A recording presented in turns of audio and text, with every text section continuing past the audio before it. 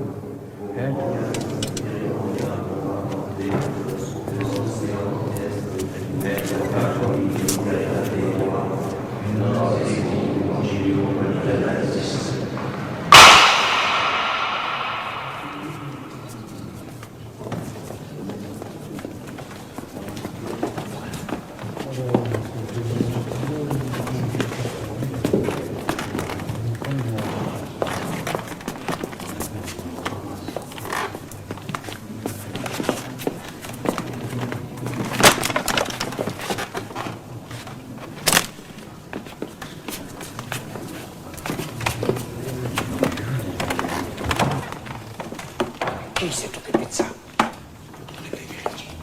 Mes chers frères, depuis que, par la grâce de Dieu, le royaume d'Espagne a découvert et conquis les Indes de l'Ouest, que certains appellent déjà le Nouveau Monde, nous avons vu s'élever un grand nombre de questions difficiles que rien dans l'histoire du monde ne laissait prévoir. Une de ces questions, qui est de première importance, n'a jamais reçu de réponse claire et complète. C'est elle qui nous réunit ici. Ces terres nouvelles ont des habitants qui ont été vaincus et soumis au nom du vrai Dieu. Cependant, depuis une trentaine d'années, des rumeurs se sont répandues en Europe, disant que les indigènes de Mexico et des îles de la Nouvelle-Espagne ont été très injustement maltraités par les conquérants espagnols.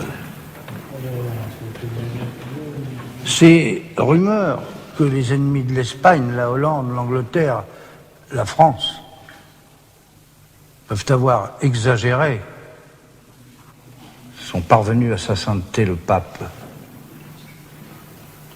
qui s'en est montré vivement ému, d'autant plus que ces traitements s'exerceraient au nom de notre sainte religion.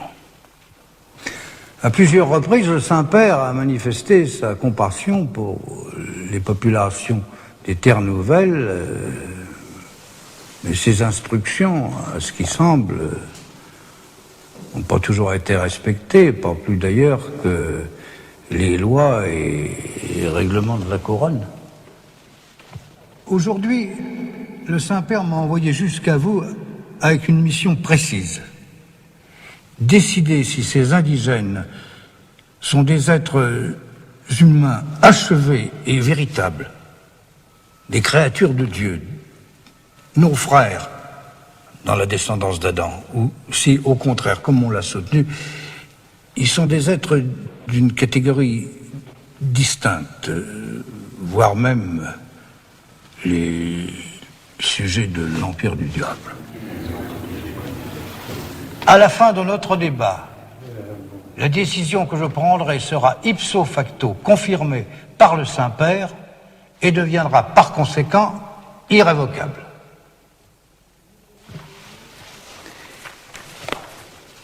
Nous avons réuni ici, à Valladolid, dans ce couvent où frère Gregorio a eu la bonté de nous accueillir, quelques témoins et participants, et tout d'abord le très illustre frère Bartolomé de las Casas, qui connaît bien les terres nouvelles et qui plusieurs fois prit la défense de ces indigènes. En face, nous avons Maître Sepúlveda lui-même.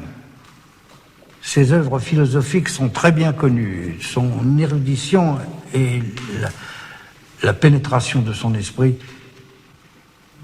nous seront précieuses.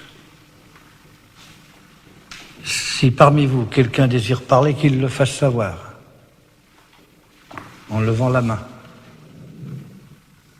J'espère que Dieu nous assistera et que par sa grâce nous saurons garder toute conscience et dignité. Frère Bartholomé, vous avez la parole.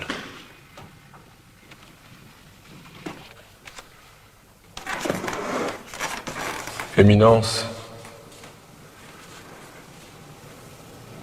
notre Seigneur Jésus a dit « Je suis la vérité et la vie ». Je vais m'efforcer de dire la vérité sur ceux à qui nous sommes en train d'enlever la vie. Car c'est la vérité, nous sommes en train de les détruire. Depuis la découverte et la conquête des Indes, les Espagnols n'ont pas cessé d'asservir, de torturer et de massacrer les Indiens. Ce que j'ai à dire est si affreux que je ne sais pas par où commencer. Il y aurait là de quoi remplir un énorme livre. Parlez à votre aise. Depuis les tout premiers contacts, les Espagnols n'ont paru animés et poussés que par la terrible soif de l'or. C'est tout ce qu'ils réclament, de l'or. De l'or, apportez-nous de l'or.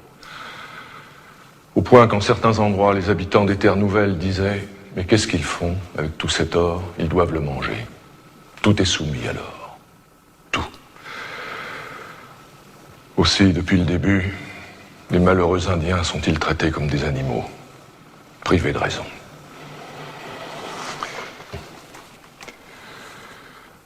D'abord, on les marque comme esclaves au fer rouge du nom de leur propriétaire, au visage. Quand ils passent d'un propriétaire à l'autre, on les marque encore et encore. Ces marques s'accumulent sur leur visage qui devient comme du vieux papier. Par la suite, on les achetait en masse dans des mines d'or et d'argent. Et là, ils meurent par milliers. Une effroyable puanteur se dégage de ces mines, qui sont pires que l'enfer, noires et humides. Les puits sont survolés par des troupes d'oiseaux charognards si innombrables qu'ils masquent le soleil. Vous parliez aussi de massacres. Oui. Éminence, c'est par millions qu'ils ont été exterminés. Oui, par millions, comme des bêtes à l'abattoir. Par quel procédé? Tout est bon. Quelquefois, on les embroche par groupe de 13. On les entoure de paille sèche, on y met le feu. D'autres fois, on leur coupe les mains et on les lâche dans la forêt. En leur disant allez porter les lettres. Ce qui signifie? Allez porter le message. Allez montrer aux autres qui nous sommes. Oui. Et pourquoi par groupe de 13? Pour honorer le Christ et les 12 apôtres. Oui, je vous dis la vérité. Le Seigneur a été honoré par toutes les horreurs humaines. Tout a été imaginé. Quelquefois, on saisit les enfants par les pieds et on leur fracasse le crâne contre des roches. Eh bien, on les met sur le grill, on les noie, on les jette à des chiens affamés qui les dévorent comme des porcs. On fait des paris à qui ouvrira un ventre de femme d'un seul coup de couteau.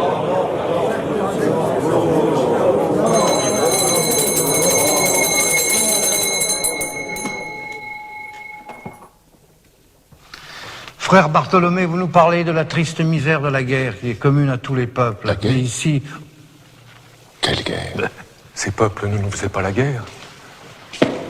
Ils venaient à nous tout souriants, le visage gai, curieux de nous connaître, chargés de fruits et de présents. Et nous leur avons apporté la mort. Au nom du Christ. Éminence, n'est-ce pas là un blasphème? La sainteté du lieu nous autorise à tout entendre. De toute manière, nous ne pouvons rien cacher à Dieu. Continuez. Tout ce que j'ai vu, je l'ai vu se faire au nom du Christ. J'ai vu des Espagnols prendre la graisse d'Indiens vivants pour panser leurs propres blessures. Vivants. Je l'ai vu. J'ai vu nos soldats leur couper le nez, les oreilles, la langue, les mains. Les seins des femmes et les verges des hommes, oui, les tailler. Comme on taille un arbre pour s'amuser, pour se distraire. J'ai vu à Cuba, dans un lieu qui s'appelle Caonao, une troupe d'Espagnols faire halte dans le lit d'un torrent desséché. Là, ils aiguisèrent leurs épées sur des pierres, puis ils s'avancèrent vers un village et dirent « Tiens, si on essayait le tranchant de nos armes ?» Un premier Espagnol tira son épée, les autres en firent autant, et ils se mirent à éventrer à l'aveuglette tous les habitants qui étaient assis bien tranquilles. Tous massacrés, le sang ruisselait de partout. Vous étiez présent? J'étais le aumônier. Je courais comme un fou de tous côtés, c'était un spectacle d'horreur et d'épouvante. Et je l'ai vu. Une autre fois, Éminence, j'ai vu un soldat en riant planter sa dague dans le flanc d'un enfant, et cet enfant allait de ci de là en tenant à deux mains ses entrailles qui s'échappaient. Toujours à Cuba. On s'apprêtait à mettre à mort un de leurs chefs, un cacique, sans aucune raison. Il y a le bruit des vifs. Alors un moine s'approcha de l'homme pour lui parler un peu de notre foi. Il lui demanda s'il désirait aller au ciel où sont la gloire et le repos éternel, au lieu de souffrir en enfer. Le cacique lui dit « Est-ce que les chrétiens vont au ciel ?»« Oui, dit le moine. Certains d'entre eux y vont. » Alors, dit le cacique, « Je préfère aller en enfer pour ne pas me retrouver avec des hommes aussi cruels. »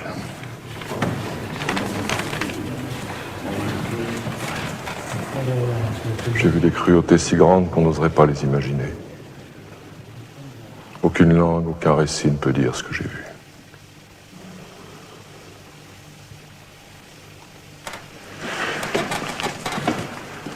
Éminence, les chrétiens ont oublié toute crainte de Dieu.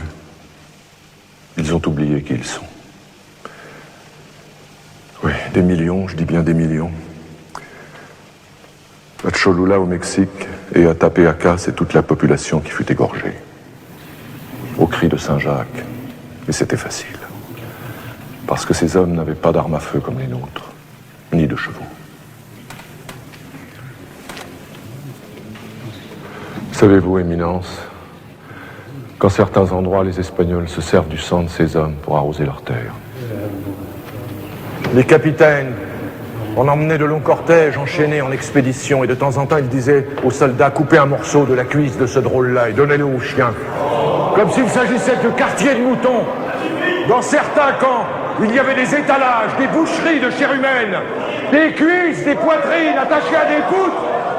Les Indiens, ils les nourrissaient de chair indienne, ça ne coûtait rien. On a même raconté que les Espagnols en mangeaient. Allons!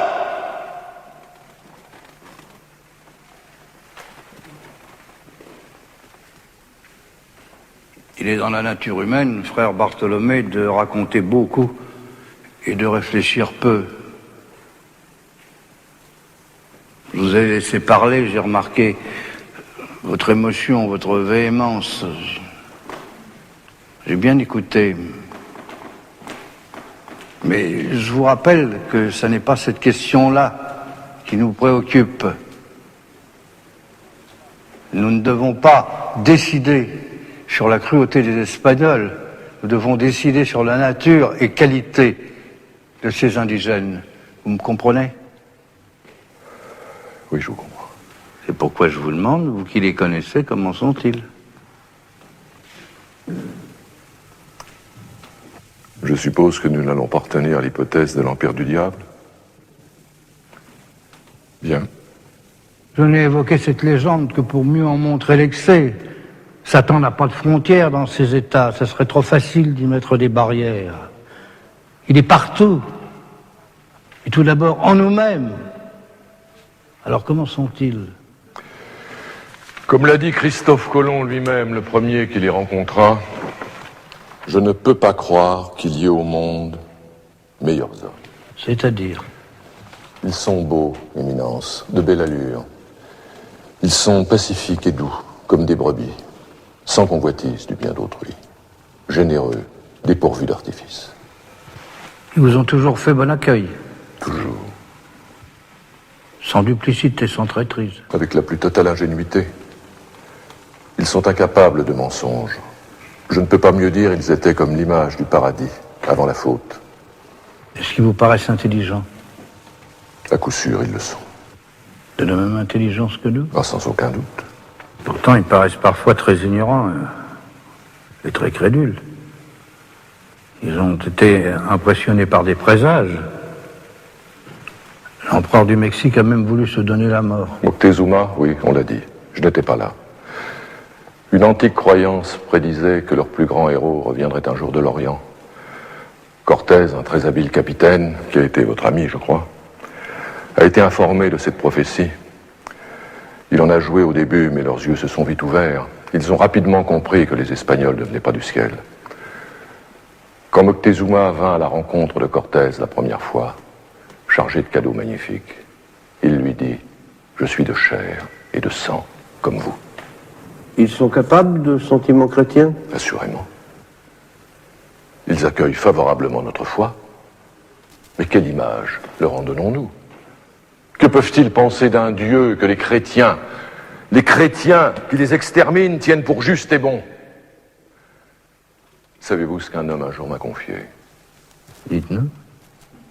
Il m'a dit, oui, je me sens déjà un peu chrétien, parce que je sais déjà mentir un peu.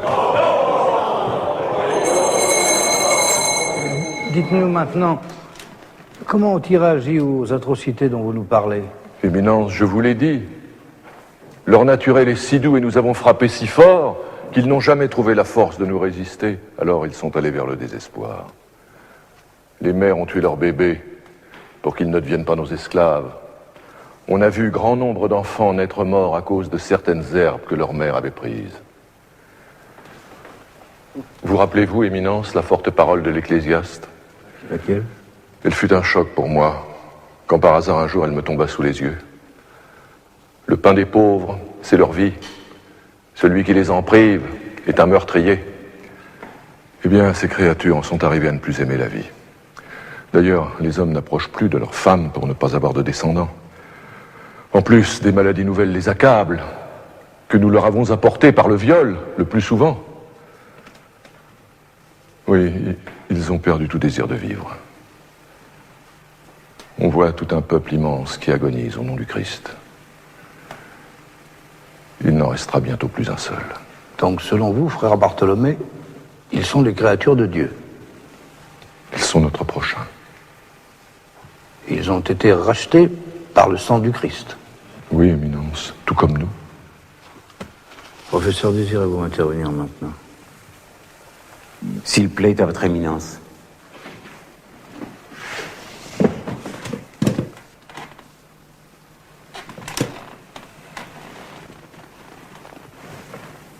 Frère Bartholomé,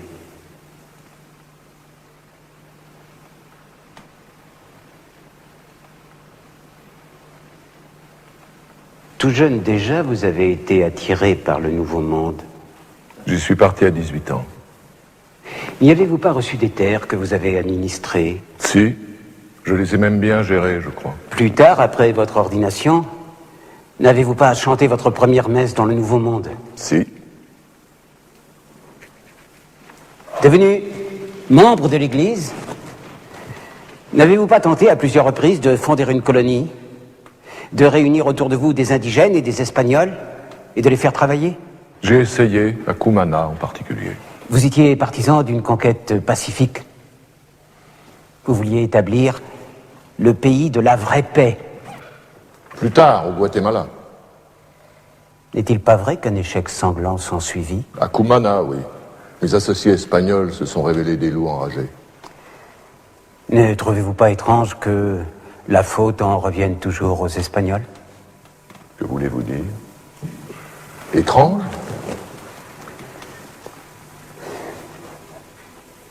Je vous écoutais parler, je vous regardais, Et une chose me devenait claire, que je soupçonnais d'après vos écrits. Depuis le début, ces peuplades vous ont fasciné et, pourrait-on dire, séduit. Pourquoi, je ne sais pas, mais on voit bien que vous parlez avec excès. Je parle de ce que j'ai vu. L'excès dans les faits, il n'est pas dans mes paroles. Cependant, je ne vous apprendrai rien en vous disant que des voyageurs très raisonnables, et qui, comme vous, sont allés là-bas, vont jusqu'à vous accuser d'avoir par moments perdu la tête. Si j'ai perdu la tête, Éminence, pourquoi m'avoir appelé ici? Qu'est-ce que je fais parmi vous, si je suis fou? Non, vous n'êtes pas fou. Mais le propre de l'erreur est de se prendre pour la vérité. Nous le savons tous. Et quelque chose en vous, c'est voilé, brouillé, c'est dévié de la vérité. Ces Indiens dont vous nous parlez, vous avez été aveuglés sur leur véritable nature. Par exemple? Vous dites avec insistance qu'ils sont doux comme des brebis. Mais s'ils sont comme des brebis, alors ils ne sont pas des hommes. Qui peut dire que l'homme est doux? Mais le Christ le dit. Il ne cesse de le dire. Si l'on vous frappe, tendez l'autre jour. Oui. Mais il dit aussi, je ne suis pas venu apporter la paix, mais l'épée. Le Christ aime ce combat. Il aime cette conquête. Sinon, croyez-vous qu'il aurait permis ce nouveau massacre des innocents? Et pourquoi l'a-t-il permis, à votre avis? D'abord, les Indiens méritent leur sort. Parce que leurs péchés et leur idolâtrie sont une offense constante à Dieu. Les guerres que nous menons contre eux sont justes. Et de quel péché parlez-vous? Qui est brouillé ici? Qui est aveugle? Je vous pose une question. Ce jeune garçon dont vous avez parlé, à qui un soldat perça le ventre et qui tenait ses entrailles à la main, vous l'avez vu? De mes yeux vus. Et qu'avez-vous fait dans cette occasion? Je l'ai rattrapé. Je lui ai vite parlé de Dieu, du Christ, comme j'ai pu. Je l'ai baptisé, il est mort dans mes bras. Le salut de son âme vous a donc paru important? Évidemment. Je ne pouvais rien sauver d'autre. Éminence, je retiendrai d'abord ce point-là, le salut de l'âme. Vous supposez donc qu'ils en ont une? Je reviendrai naturellement sur ce point. Auparavant, il me faut rappeler un certain nombre de faits que l'émotion de mon adversaire a pu masquer. Nous vous écoutons. Je pose d'abord la question générale. N'est-il pas établi,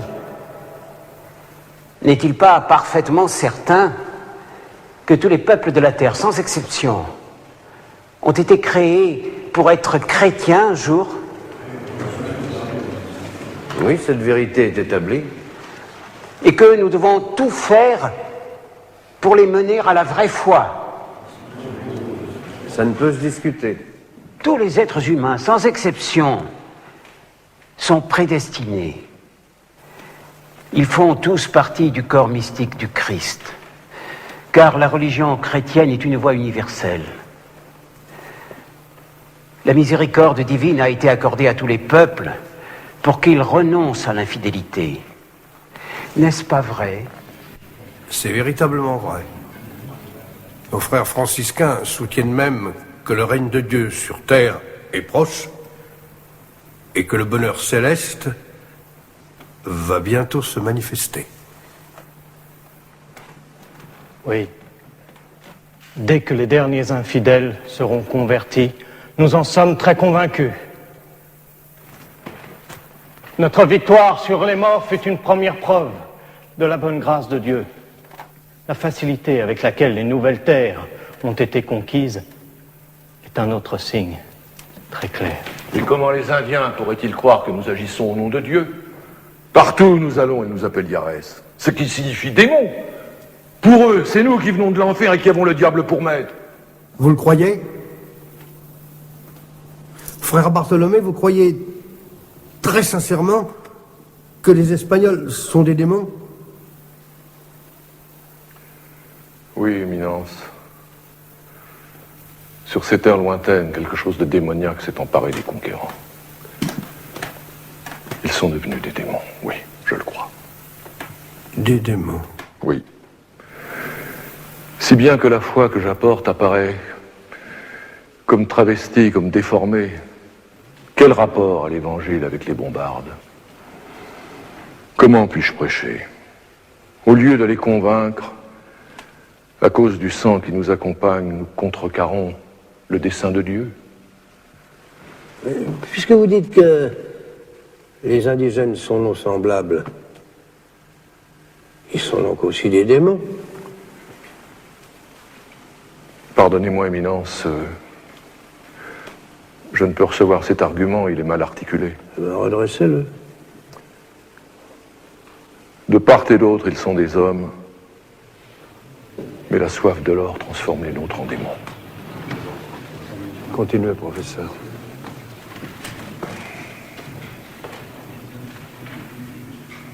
Tous les peuples de la terre sont donc destinés à être chrétiens, à être touchés par la parole du Christ. Or, voici que nous découvrons une population inconnue qui n'a jamais entendu parler de notre Seigneur, de la rédemption, de la croix. Ah, mais si! On a trouvé des traces, des croix! Non! Non! Rien de sérieux. Vous vous êtes vainement efforcé de prouver que ce continent avait été visité par un des apôtres, c'est faux! Jamais la parole du Christ n'a été portée sur ces terres. Ce qui signifie quoi?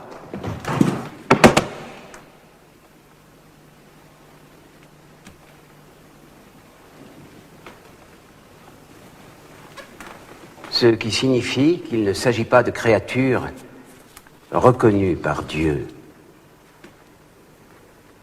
Et je vais le prouver.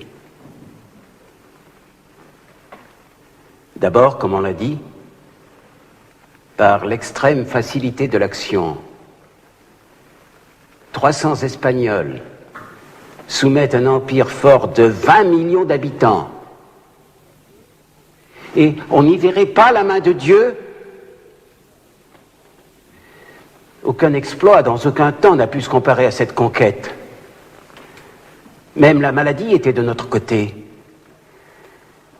L'épidémie de petite vérole fut le travail de Dieu pour éclaircir la route. Les idolâtres mouraient comme des punaises, car Dieu désirait les éliminer. Aujourd'hui, forcés de détruire leur temple à Mexico, ils tombent chaque jour, nombreux, broyés sous les pierres. Comment ne pas y voir une punition divine? De même pour les mines. Je sais bien que cela peut parfois ressembler à de la cruauté humaine. Mais comment expliquer que les indigènes obéissent si facilement aux Espagnols? Ne sont-ils pas déjà pliés par la main de Dieu et comme jetés dans l'enfer? On a dit aussi que dans les mines, ils meurent victimes de leur libertinage, de leurs pratiques sodomites. Non mais qu'est-ce que j'entends? Leur libertinage dans les mines, mais je dors ou je suis éveillé. Frère Bartholomé, Éminence, est-ce que je dois rire ou pleurer, qu'on me le dise? taisez-vous en tout cas. Me taire? Mais je ne le peux pas! Vous prétendez reconnaître partout les signes de Dieu? Qu'est-ce que ça veut dire? Ça veut dire ne voir que les signes qui nous sont favorables. Évidemment, mettre Dieu de notre côté. Dire Dieu, c'est mon intérêt. C'est ce qui justifie mes crimes. Cette fois-ci, vous allez trop loin. Personne ici ne peut douter du choix de Dieu. Je vous demande catégoriquement de vous taire. Reprenez, professeur. Assimiler les Espagnols à des démons. Mais quelle aberration, quelle folie! Les indigènes eux-mêmes ont reconnu que les conquérants leur étaient envoyés par quelques dieux. Ils en étaient sûrs. Et faire des Indiens des innocents. Mais comment vous suivre? Eux qui sacrifiaient à leurs idoles des milliers, des dizaines de milliers de victimes. 80 000 pour la seule inauguration du Grand Temple de Mexico. Le chiffre est loin d'être prouvé. Mais c'est le plus barbare, le plus sanglant des peuples. Sodomite, oui. Et cannibale. Vous avez oublié de le rappeler. Ils allaient, a-t-on dit, le ventre gonflé de chair humaine. Ils ont tué des Espagnols et ils les ont mangés. Et certains, pour danser, revêtaient des peaux de chrétiens. Et vous parlez d'un paradis.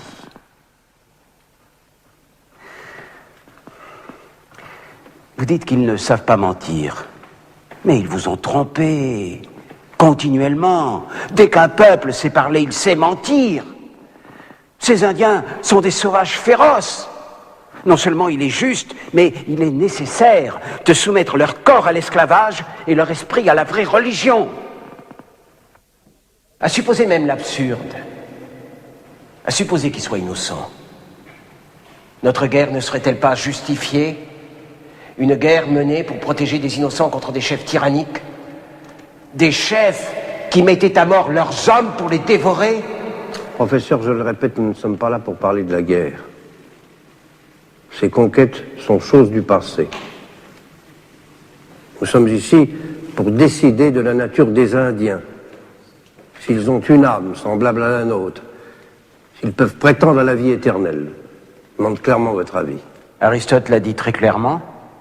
Certaines espèces humaines sont faites pour régir et dominer les autres. À votre avis, c'est ici le cas? Oui, Éminence. Ils sont esclaves par nature. Cette affirmation demande des preuves. Ils ignorent l'usage du métal, des armes à feu et de la roue. Ils portent leur fardeau sur le dos comme des bêtes pendant de longs parcours. Leur nourriture est détestable, semblable à celle des animaux. Ils se peignent grossièrement le corps et adorent des idoles affreuses. Je ne reviens pas sur les sacrifices humains. J'ajoute qu'on les décrit stupides comme nos enfants ou nos idiots. Ils se marient beaucoup trop fréquemment. Ils ignorent la nature de l'argent et n'ont aucune idée de la valeur des choses. Ils échangeaient le verre cassé des barils contre de l'or. Eh bien, parce qu'ils n'adorent pas l'or et l'argent au point de leur sacrifier corps et âme, est-ce une raison pour les traiter de bêtes? N'est-ce pas plutôt le contraire? Frère Bartholomé, vous aurez à nouveau la parole. Rien ne sera laissé dans l'ombre. Pour l'instant, restez silencieux. Professeur, selon vous, la possession et l'usage des armes à feu seraient une preuve de la protection divine? Une preuve très évidente. Cependant, les morts, ils en possèdent des armes à feu. Ils s'en servent très bien contre nous.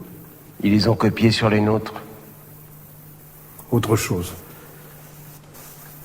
Vous rapportez les sacrifices sanglants qu'ils font à leurs dieux. Oui, des dieux cruels, horribles, à l'image même de ce peuple.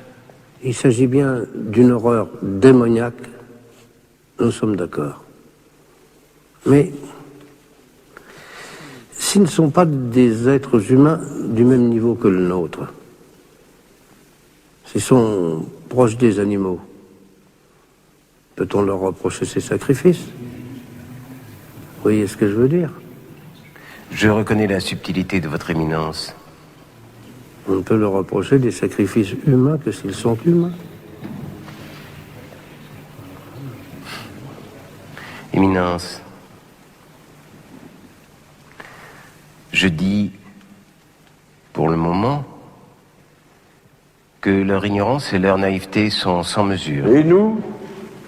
N'étions-nous pas naïfs et ignorants?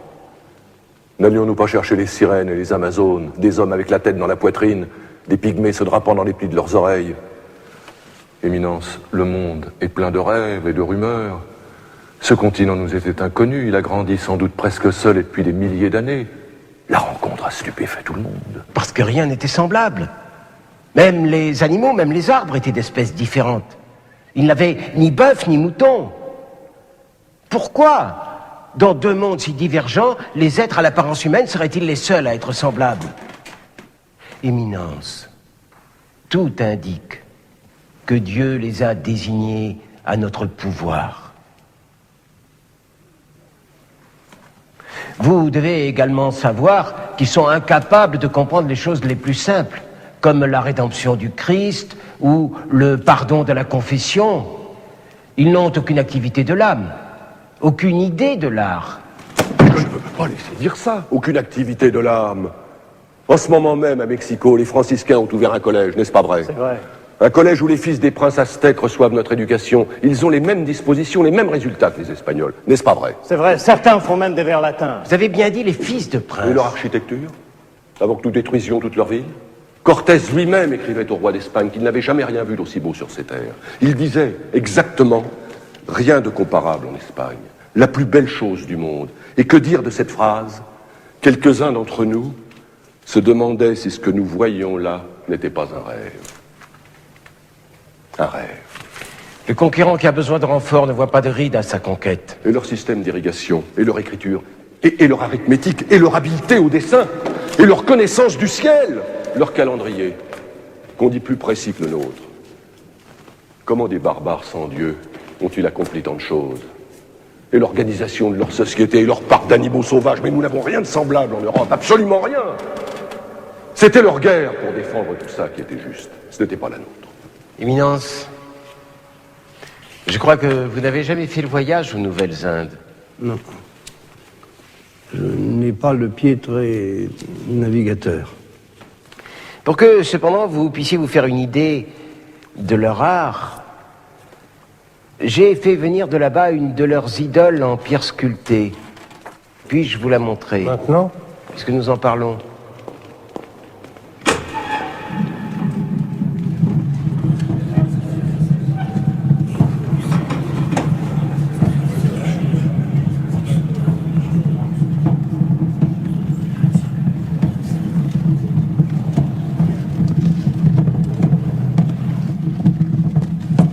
Arrêtez. Enlevez la bâche.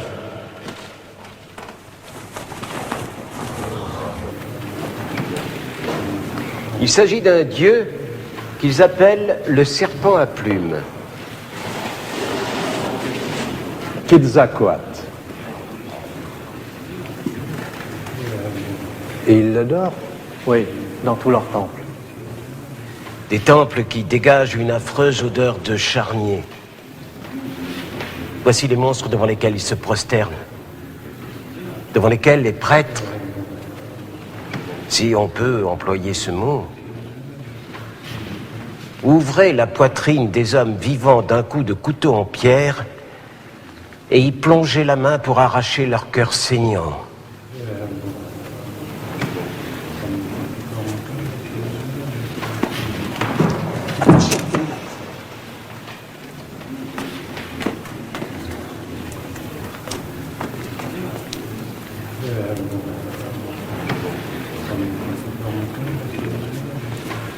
C'est en effet très laid.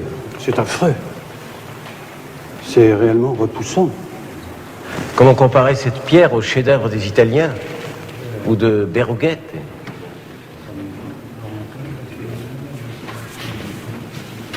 Et ils tiennent ceci pour de la belle sculpture. Éminence, ceci n'est qu'un exemple, un fragment. Il faudrait voir l'ensemble. Ils font aussi des fresques, des tissus, des figurines en terre cuite. Ils façonnent des pierres dures. On ne peut pas comparer ce qui ne se compare pas. Ils ont de véritables artistes, avec des plumes d'oiseaux, Oui, par exemple. Nous allons nous arrêter aux plumes, frère Bartholomé. Vous êtes très échauffé, vous avez besoin de quelques repos. Moi-même, il me faut réfléchir. Nous reprendrons la dispute demain matin.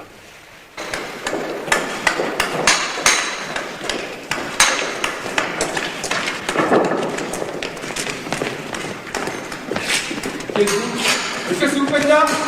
Qu'est-ce que vous faites là? Arrêtez-vous! Arrêtez-vous! Arrêtez! Et que faites-vous dans ce monastère? Nous venons des terres nouvelles du Mexique, nous vivons là-bas. Nous avons entendu parler de ce débat, de cette rencontre. Vous avez des fermes là-bas? Vous les exploitez? Oui, Éminence. Des mines aussi. Oui, quelques milles. Vous en arrivez directement? Nous avons débarqué il y a 3 jours. Venez me voir après Compli. Mais qu'est-ce que ça fait là, ça? Qu'est-ce que c'est? Ce n'est rien, c'est à moi. Ne vous occupez pas de ça.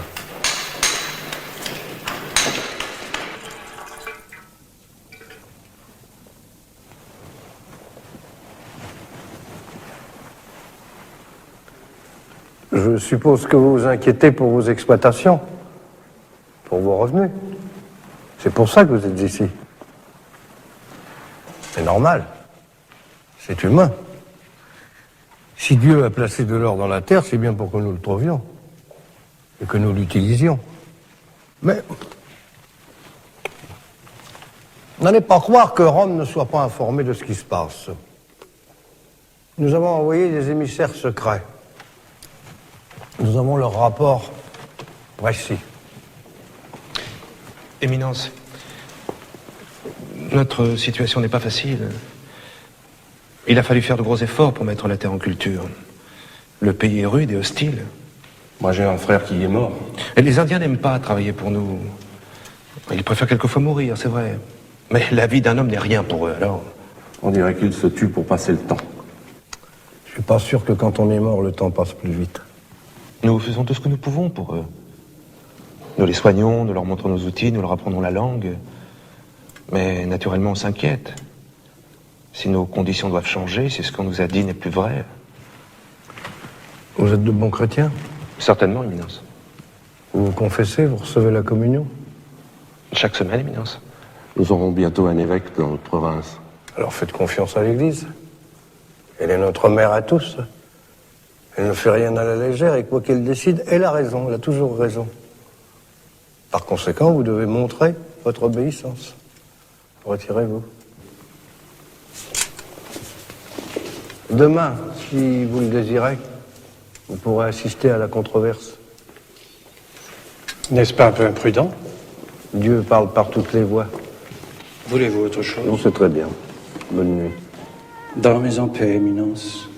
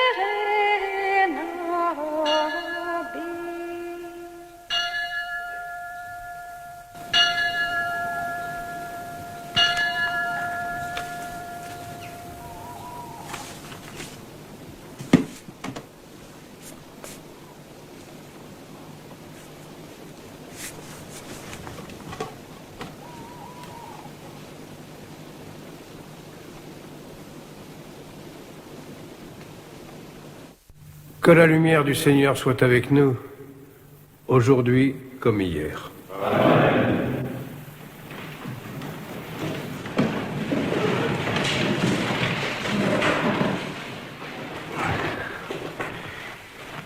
Hier, le professeur Sepulveda nous a gratifié d'un joli coup de théâtre.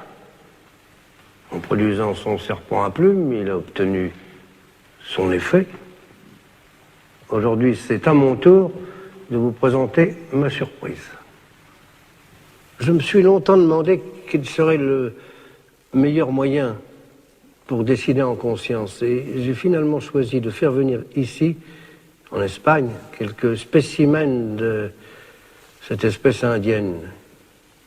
Il m'a semblé que, les ayant sous les yeux, nous serions plus à l'aise pour les examiner longuement et voir s'ils sont ou s'ils ne sont pas semblables à nous. Qu'ils entrent maintenant. Éminence, vous avez envoyé une mission là-bas? Oui, ça m'a pris des mois.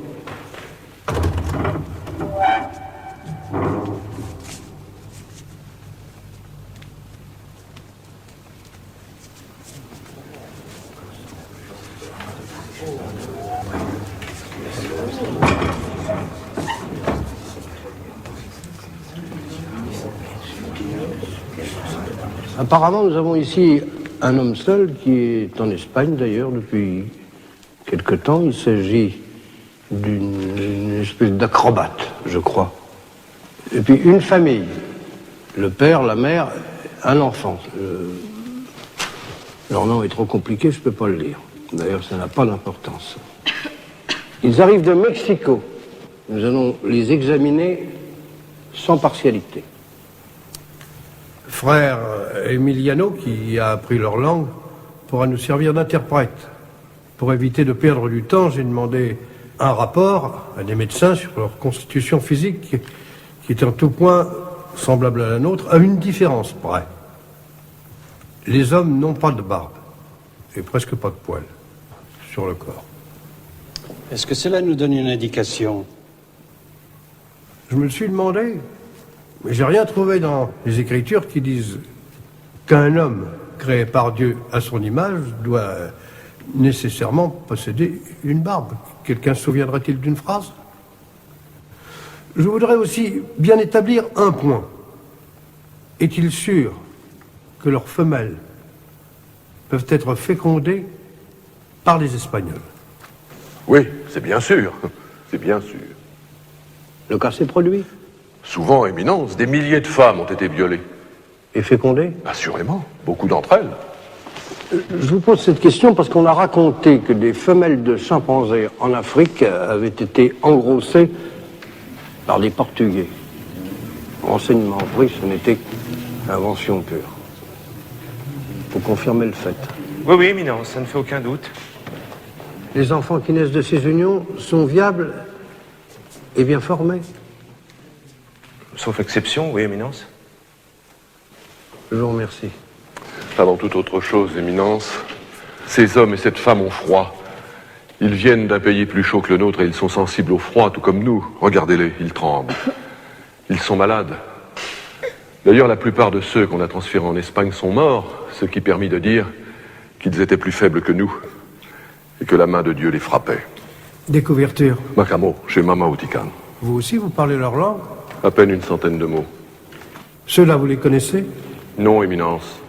D'après leurs vêtements, quelle place tenaient-ils dans leur société? C'est difficile à dire, ils ont mis leurs vêtements de fête. D'ailleurs, de plus en plus, ils s'habillent comme nous. Parce qu'ils préfèrent nos habits? Parce qu'on les y force. Allez près d'eux. Demandez-leur qui ils sont.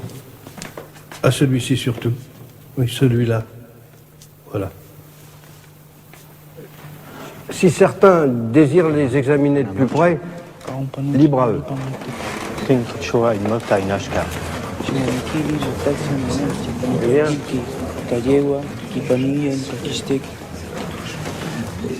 Il dit être le fils d'un employé au registre de l'empereur. Ses parents sont morts. Il travaille aujourd'hui pour les Espagnols à Mexico, comme maçon. Est-ce qu'il a entendu parler de la vraie foi? Est-ce qu'il croit en Dieu? Demandez-lui. Quish, ankimatel tokitia, toteki odios.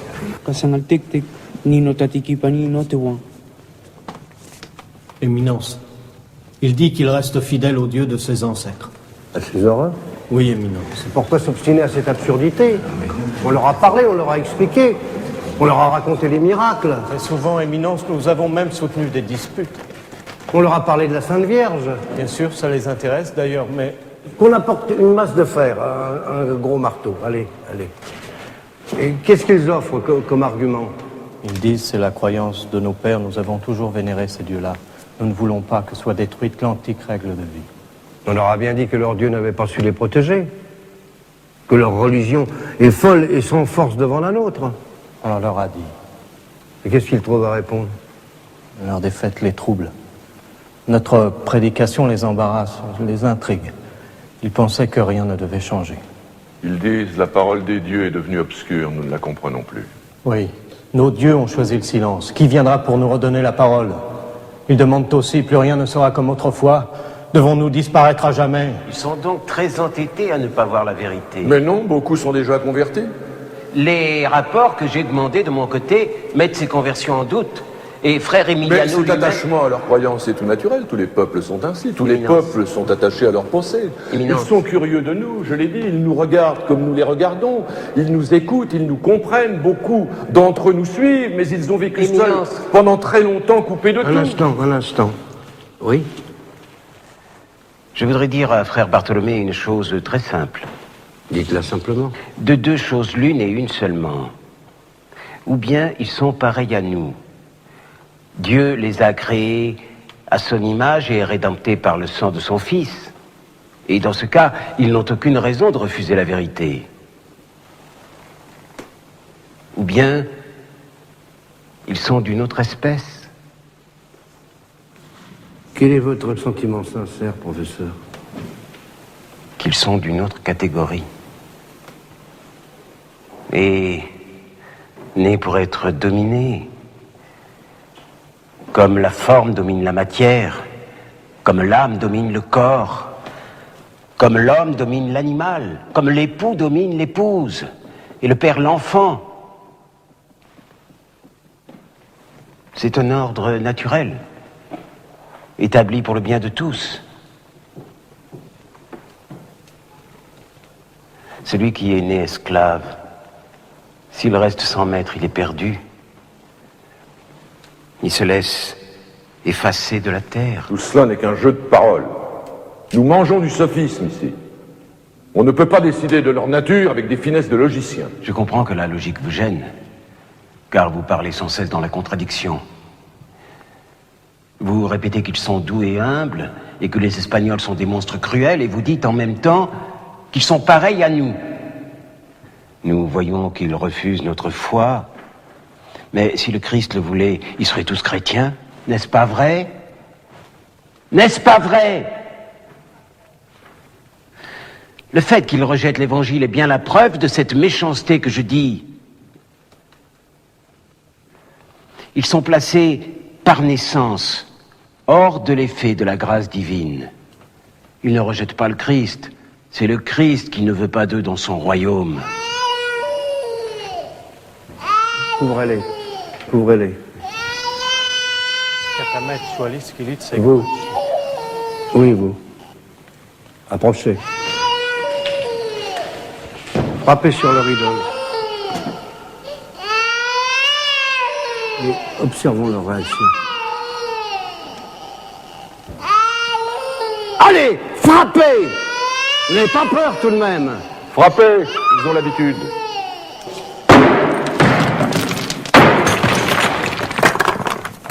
Vous avez vu? Il a failli intervenir. Oui, mais sa femme l'a retenu. Qu'est-ce que ça prouve? Ça prouve qu'ils sont capables de penser, de peser le pour et le contre. Ils sont sensibles à la douleur? À la douleur, vous ne voudriez tout de même pas essayer ici, dans un monastère? Oui, ils souffrent. Je puis vous assurer qu'ils souffrent comme ils se plaignent quand on les frappe. Oui, mais la douleur morale. La tristesse de vie. Est-ce qu'ils peuvent être mélancoliques? Mais oui, je vous l'ai dit, et nous leur donnons toutes les raisons d'être tristes. Est-ce qu'ils souffrent d'être loin de leur terre? Parce que nos dieux se manifestent. Est-ce qu'ils ont l'idée d'un châtiment dans l'éternité? Oui, ils ont une sorte d'enfer. Est-ce qu'ils ont un paradis? Oui, ils vivent après la mort et ils ont la notion de l'âme parfaite. Est-ce qu'ils croient au pardon des péchés? Est-ce qu'ils croient à la résurrection de la terre? Ils honorent leur mort? Est-ce qu'ils se souviennent des choses du passé? Est-ce qu'ils croient dans la sainteté? Est-ce qu'ils ont de l'amour pour leur Dieu? Est-ce qu'ils croient en l'immaculée conception? Est-ce qu'ils pratiquent la prière? Est-ce qu'ils croient au purgatoire? Est-ce qu'ils croient au Saint-Sacrement? Est-ce qu'ils Est-ce qu'ils croient au jugement dernier? Vous. Oui, vous, là. Venez. Approchez-vous d'eux. Saisissez l'enfant. Saisissez l'enfant et menacez-le, comme pour le tuer. Nous verrons bien. Aou, nameu, a clintamoteki. Non! Ne leur parlez pas, ne leur dites rien! Écartez-vous! Et vous, arrachez l'enfant, menacez-le. Allez!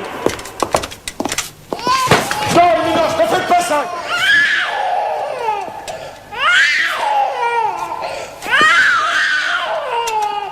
Saisissez l'enfant, je vous dis.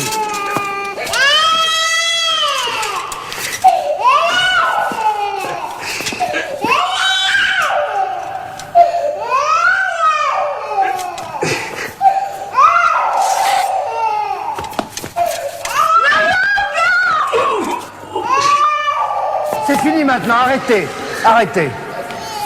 Remettez votre lame au fourreau. Et parlez-leur maintenant, rassurez-les. Dites-leur que c'était une erreur, c'est un jeu, ce que vous voudrez. Éminence, nous devons arrêter cet examen, c'est un exercice cruel et inutile. Ils ont le même cœur que nous, vous le voyez bien. Les animaux aussi défendent leurs petits. Surtout les femelles, c'est une loi de la nature. Les deux mâles n'ont pas montré grande bravoure. L'un d'eux n'a même pas esquissé le moindre geste. Ce n'est pas son enfant. Précisément. Ils n'ont aucune fraternité, aucun lien social. Ils se conduisent chacun pour soi, comme des barbares dans une forêt jamais pénétrée. Mais celui-là est déjà corrompu. Il a connu le vin. On lui a appris à mendier de l'argent, à mentir, à nous sourire, à tout propos, à courber l'échine. Les autres sont égarés. Ils ne peuvent pas comprendre où ils sont, ni ce que nous voulons savoir. Vous dites bien, ils ne peuvent pas comprendre. Imaginez-vous, vous, dans un édifice inconnu, soumis à un jugement étrange, au milieu de prêtres emplumés dont la parole vous échappe, vous pourriez comprendre ce qui vous arrive? Vous pourriez comprendre que d'autres hommes sont en train de juger si oui ou non vous êtes un homme. Puis, si souvent les Espagnols les ont accueillis avec le sourire pour ensuite leur passer leur épée à travers le corps. Mon Dieu, si souvent.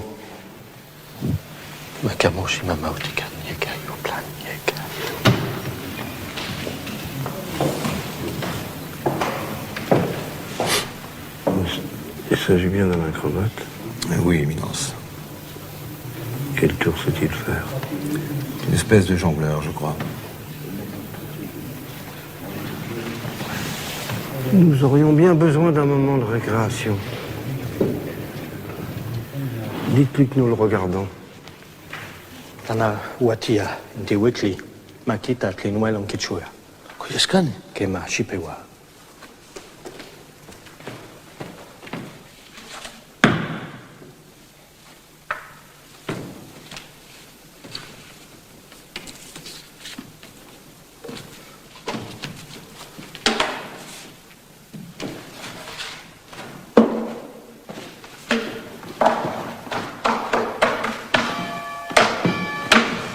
Ils sont habiles avec leurs pieds comme les singes.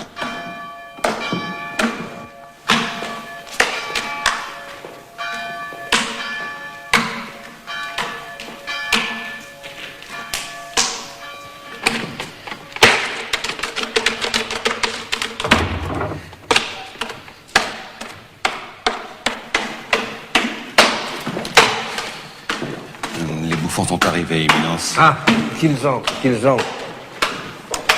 Oui, j'ai fait venir ici quelques bouffons de cour. On dit que la faculté de rire n'appartient qu'à l'homme. Nous verrons bien si vos protégés sont sensibles à la drôlerie. Éminence, vous voyez bien qu'ils ne sont pas disposés pour le rire. Mais le rire ne se prépare pas, il est spontané. Je trouve l'idée excellente. Qu'ils entrent. Faites leur place. La place. Dépêchez-vous.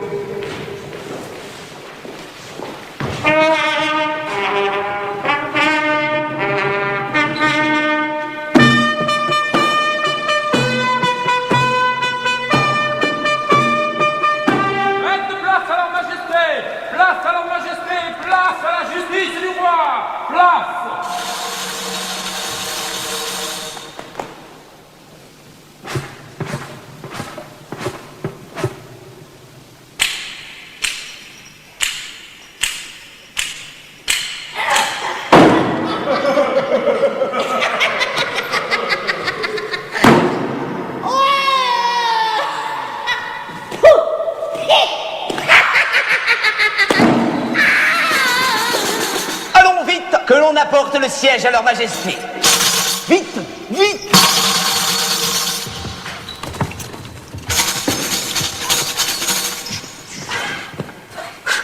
Amenez le premier voleur.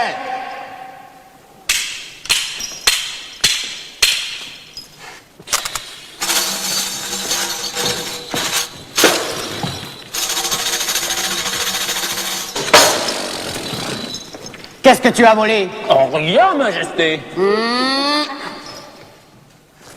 Tu as forcément volé quelque chose. Non. Sinon, tu ne serais pas un voleur. Qu'est-ce que tu as volé? Qu'est-ce que tu as volé? Majesté, pitié. Un petit moment. Je l'ai frappé. Je dois me confesser.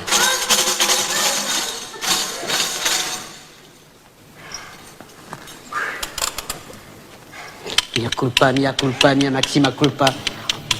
Pour pénitence.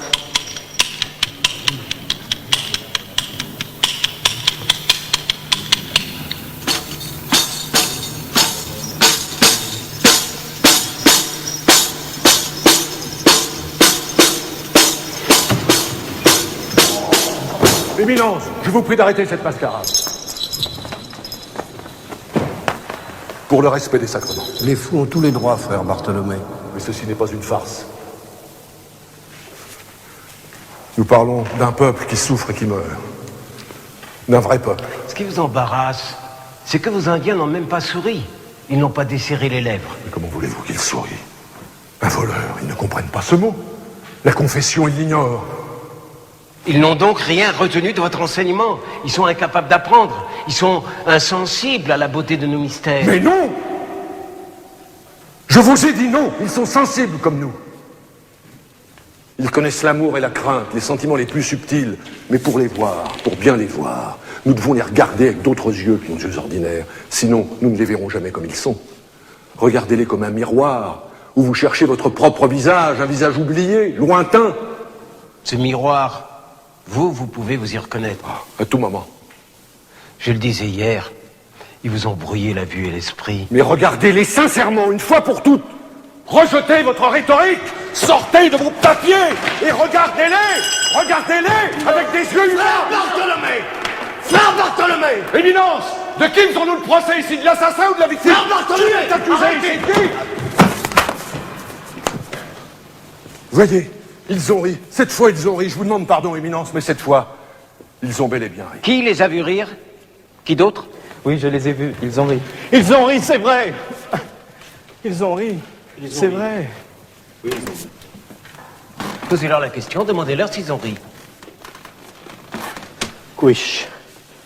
Wamet Siki Nikwech.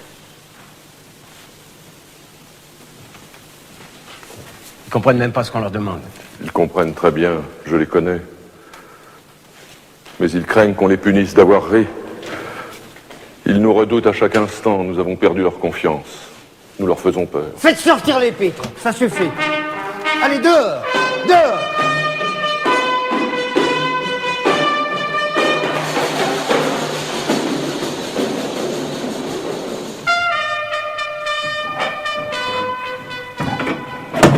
Le temps nous est compté maintenant. Je dois prendre une décision cet après-midi avant de retourner à Rome. Frère Bartholomé, essayez de tout nous redire en quelques phrases. Ne revenez pas sur les massacres. Qu'ils soient des hommes comme moi, je n'en peux pas douter. Car ils sont mes frères indiens, et je me reconnais en eux.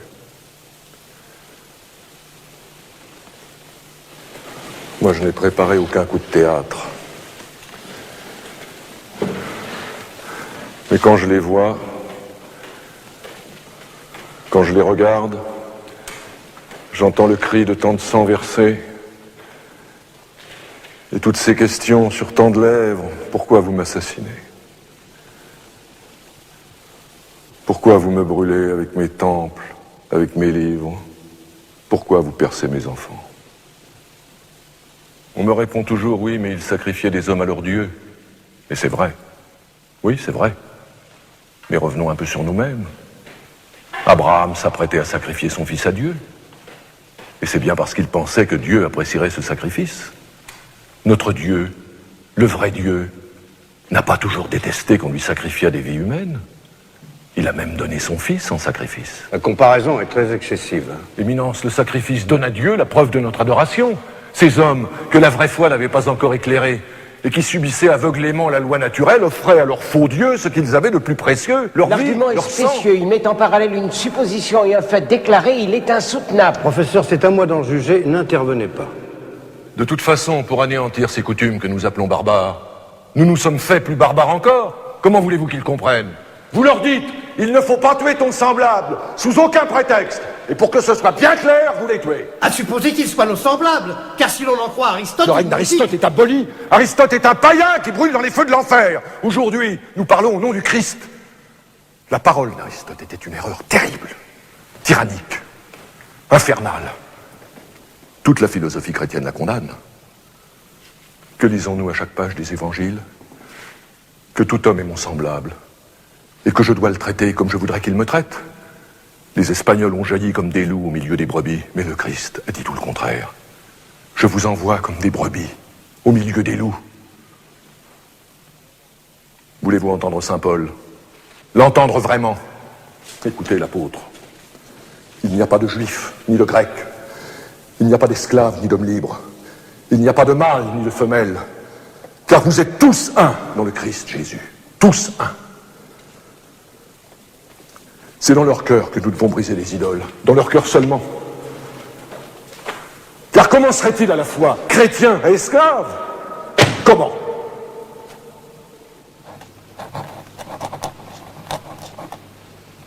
Que proposez-vous, frère Bartholomé? J'ai appris une chose. C'est que la vérité s'avance toute seule, fragile. Toujours attaquée par 1000 ennemis. Le mensonge, au contraire, a beaucoup d'auxiliaires. Il faut rendre aux Indiens leur liberté première, car ils sont libres par nature. Je propose que les Espagnols se retirent des terres nouvelles. Sinon, l'Espagne sera maudite et durement frappée par Dieu. Non. C'est précisément le contraire. Comment ça, le contraire? On tressera des louanges à l'Espagne pour avoir débarrassé la terre d'une espèce sanguinaire et maudite, d'en avoir amené certains au vrai Dieu, de leur avoir appris tout ce que nous savons. Et surtout, on reconnaîtra nos efforts pour faire apparaître la vérité. Notre rencontre ici, notre discussion, n'a pas d'autre exemple dans l'histoire des nations. Elle sera tout à la gloire de l'Espagne. Vous le pensez vraiment? Oui, je le crois. Je le crois fermement.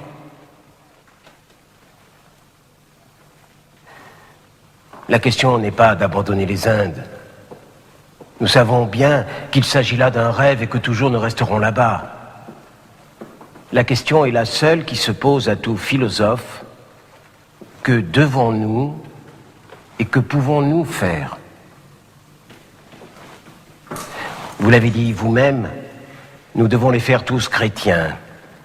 Compelle eos intrare, a dit Saint Luc. Force-les à entrer. Hors de cela, aucun bien dans cette vie, aucun salut dans l'autre. Comment les convertir? En combien de temps? À quel prix? C'est la seconde partie de la question, et sur ce point, frère Bartholomé, nous différons. Vous dites, chrétien et esclave, non, les deux termes s'excluent l'un l'autre. Et je dis, moi, pourquoi pas?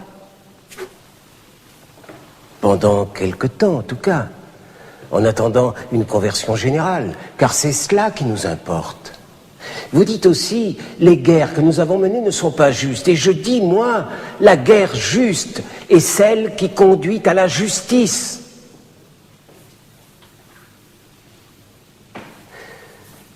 Quel est le bien suprême? Vous parlez par saint Paul, je vous réponds par saint Augustin. La perte d'une seule âme non munie du baptême, a dit saint Augustin, est un malheur plus grand que la mort d'innombrables victimes, même innocentes. Le bien suprême est le salut de l'âme. Voilà pourquoi nous tenons si ardemment à les convertir, parce que sans cela, leur âme est perdue, et que rien en ce monde ou dans l'autre n'est plus précieux que leur âme. Vous admettez donc qu'ils ont une âme? Je désire être bien compris.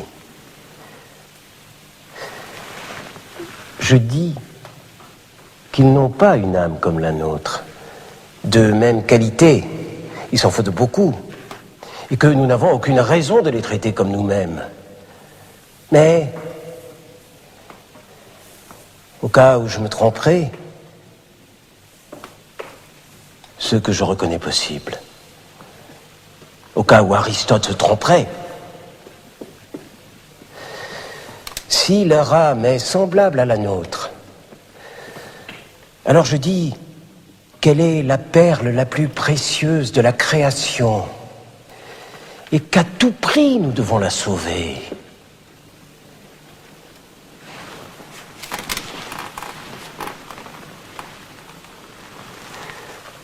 Que vaut-il mieux? Une vie terrestre sans gloire, dans l'erreur et dans le péché, suivie d'une éternité de souffrance, ou bien une vie plus courte, plus dure peut-être, et plus vite frappée par la mort, mais suivie d'une éternité de lumière, auprès du vrai Dieu vainqueur.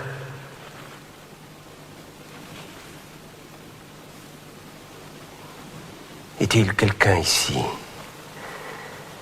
qui ne connaisse pas la juste réponse?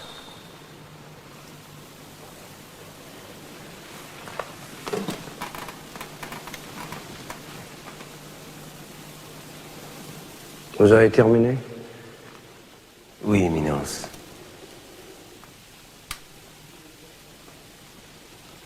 Qui désire encore parler? Vous, peut-être?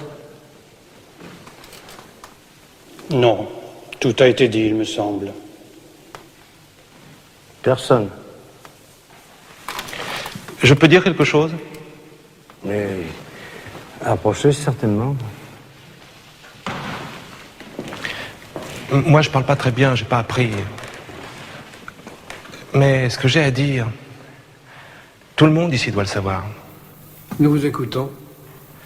Nous sommes venus, mon ami et moi, pour parler de notre installation là-bas, de notre vie. Il faut travailler avec eux, on n'a pas le choix. Mais ils sont sales. Et paresseux, ils sont voleurs, ils n'ont pas de parole.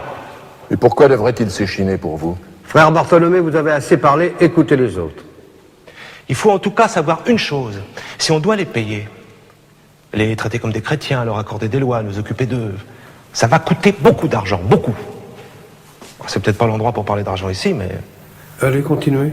Et cet argent, il faudra le soustraire des revenus de la couronne, et aussi des revenus de l'Église. Mais ça, c'est sûr, on ne pourra pas faire autrement. Il fallait quand même que je le dise. Dans quelle proportion? Oh, dans des proportions énormes, énormes. C'est tout le système qu'il faudra changer de fond en comble. Il faudra même que l'Espagne et l'Église envoient de l'argent là-bas, au lieu de le recevoir. Hein? C'est sûr. Beaucoup d'argent.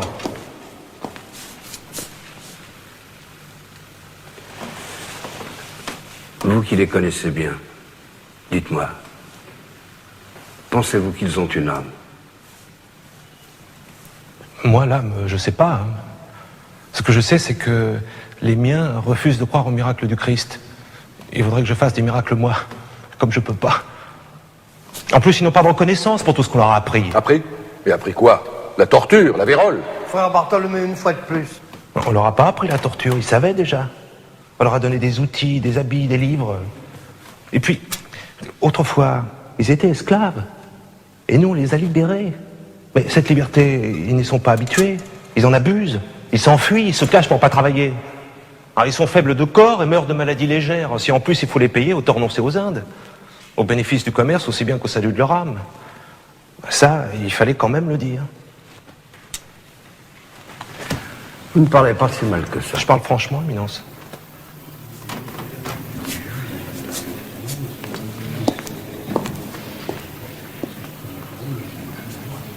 Nous allons nous interrompre ici. Je donnerai ma décision cet après-midi.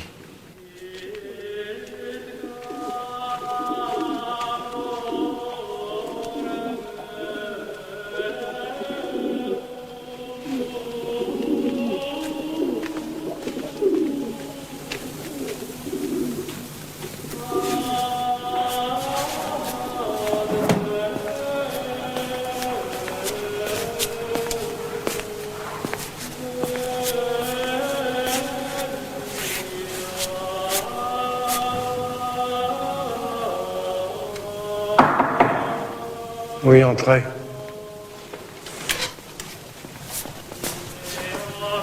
Éminence, une lettre du roi.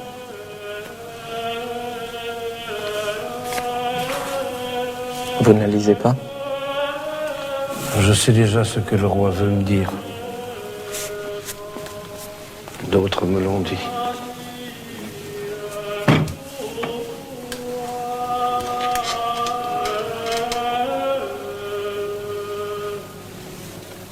Ma décision est prise. Comme je l'ai dit, elle sera confirmée par sa sainteté et par l'Église tout entière. Les habitants des terres nouvelles, qu'on appelle les Indes, sont bien nés d'Adam et d'Ève comme nous.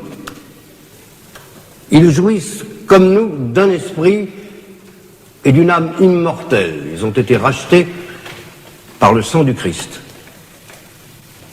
Ils sont par conséquent notre prochain.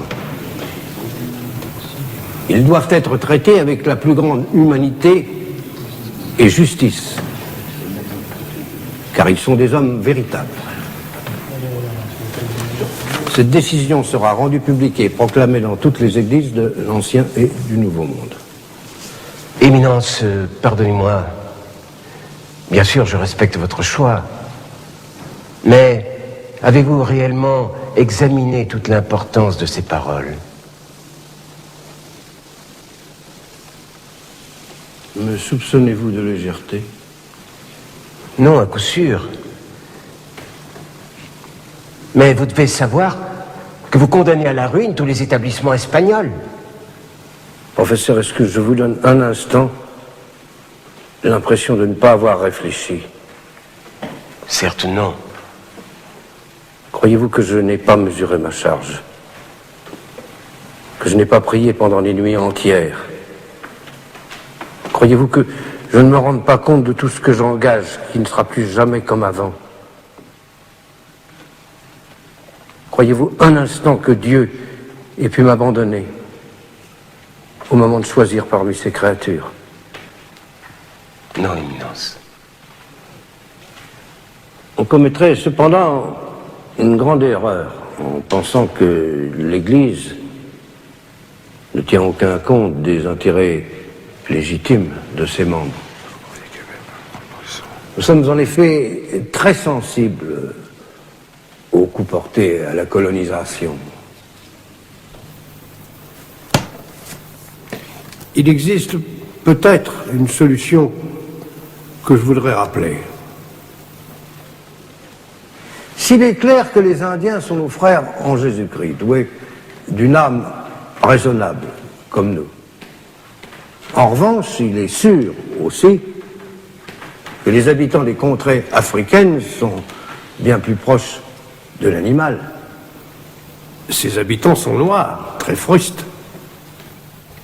Ils ignorent toute forme d'art et d'écriture. Ils n'ont construit que quelques huttes. Toute leur activité est physique, c'est certain. Et depuis l'époque de Rome, ils ont toujours été soumis et domestiqués. Des Africains ont déjà fait la traversée. Oui, Éminence, depuis les premiers temps de la conquête. Ils s'adaptent vite au climat. Ils sont même assez résistants. Qui les expédie? Les Portugais surtout, les capturent et les vendent, très cher d'ailleurs. Je ne peux évidemment que le suggérer, mais pourquoi ne pas les ramasser vous-même en quantité suffisante? Vous auriez assurément une main-d'œuvre robuste et encore moins dispendieuse. Je suppose qu'en Afrique, ça se trouve facilement. Leurs rois eux-mêmes les vendent. L'Église ne s'opposerait pas à ce genre d'expédition? Pourquoi voulez-vous qu'elle s'y oppose? Est-ce que le roi d'Espagne s'y oppose? Éminence, cela risque de devenir très rapidement un grand commerce et de conduire à tous les abus. À des guerres, à des révolutions. À vous entendre, frère Bartholomé, rien ne peut être pire que ce qui déjà se pratique. Vous-même, il me semble, vous avez eu un esclave noir. Pendant peu de temps, et jamais je ne l'ai tenu pour un esclave. Vous étiez satisfait de son service? Très satisfait. N'avez-vous pas dit vous-même, si je me souviens bien, que c'était une très bonne solution et que vous la recommandiez? Je l'ai dit, oui, hélas, dans ma jeunesse et pour épargner les Indiens. Mais Éminence, j'ai changé, comme nous changeons tous. Aujourd'hui, j'ai honte de mes paroles. Et je dis au contraire... Bon, c'est très bien, c'est très bien. Que les Africains sont des hommes comme les autres, des fils d'Adam, et que ce serait là commettre un péché mortel. On ne va pas recommencer. Nous ne sommes pas ici pour ça. C'est très bien. Nous ajouterons un codicile. Il préparera une rédaction. Au nom de sa sainteté, je vous remercie de votre aide. Rendons grâce à Dieu d'avoir été parmi nous jusqu'au dernier moment. In nomine Patris et Filii et Spiritus Sancti. Amen.